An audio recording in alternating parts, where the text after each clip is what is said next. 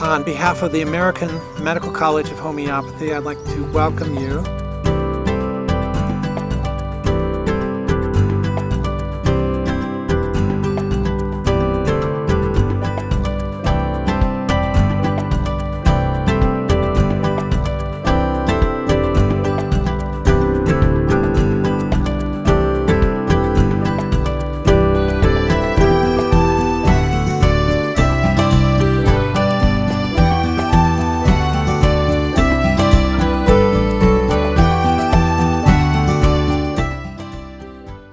Modern students have many choices of what career path to choose. One of the most important choices is whether they want to pursue a path in conventional medicine or whether they want to pursue a path in alternative medicine. My interest in homeopathy started simultaneously with two main things. The one was I was facing some health challenges with my son. When he was doing conventional medicine, he had multiple different issues, and each of them were being treated separately, and he was never really seen as a whole person. His homeopathic experience was very different, where he was seen as a whole human being, and all of his illnesses were seen as one central issue relating to an imbalance in his energy system. And once that became balanced or corrected, he was free of his asthma, free of his eczema, and free of his ADD. Concurrently, as a medical professional, I was also struggling internally with the philosophy of allopathic medicine as it relates to medicine as a business and medicine as a philosophy, and it was kind of contrary to my inner belief about what health and healing should be about. Having studied mind-body medicine, acupuncture, Chinese medicine, mind-body therapies, psychoneuroimmunology, all of these have a place for me, and I find that they're supportive of patients. But what was profound for me was actually seeing profound, transformative, life-changing experiences with homeopathy that I haven't really seen in other forms of medicine. Homeopathy is one of 250 forms of alternative medicine that exist in the world today. It's the second most common form of alternative medicine, and it's said to be the fastest growing form of alternative medicine. It's been around for several hundred years, founded by Dr. Samuel Hahnemann out of Germany, and it provides a form of healing that is inexpensive, curative of chronic disease, and gentle in producing minimal side effects. To become a good homeopath, you must be not only a chemist, a biologist, a zoologist, but you also must be a naturalist. You have to be an anthropologist. You have to be a psychologist. Just about any kind of ist you need to be in order to be a good homeopath. And so the study of homeopathy is much broader in a way than that of conventional medicine, where we study the whole natural world and how it can engage our patients and act in a curative, healing kind of way. The production of the remedies are very green in that there's no industrial waste. There's no excretion from the patient into the water, and we're also able to preserve the essence of many of the species of plant and animal that are going to become endangered at some point. And we can preserve their remedy status without impacting them on a long-term basis.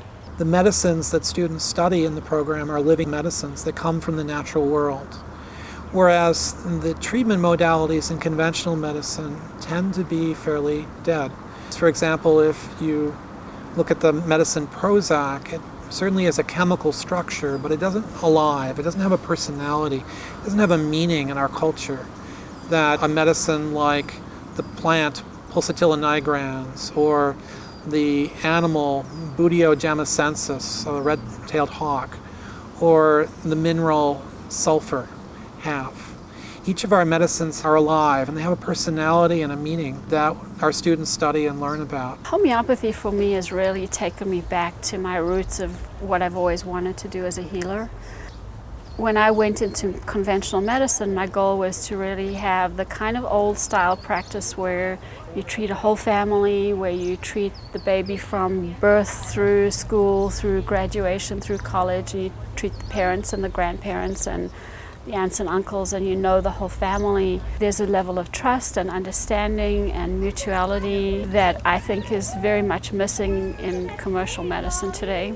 The American Medical College of Homeopathy offers a variety of programs, beginning with introductory programs, which are targeted at teaching the public, medical students and residents, a little bit about what it is to engage in homeopathy, to acute care programming, which teach how to prescribe homeopathic medicines for acute problems, to our certificate programs, which typically are about 900 hours in length, our part-time programs, and teach how to practice constitutional prescribing on a deep level.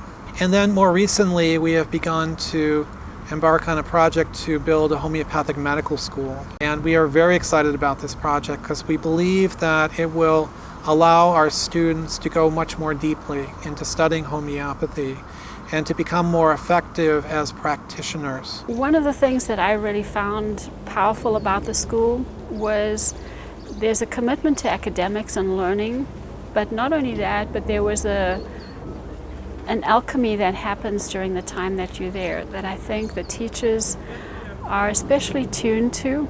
You not only acquire information, but you actually acquire the ability to learn how to learn. It's actually about seeing, it's about being able to receive information in a compassionate, non-judgmental way.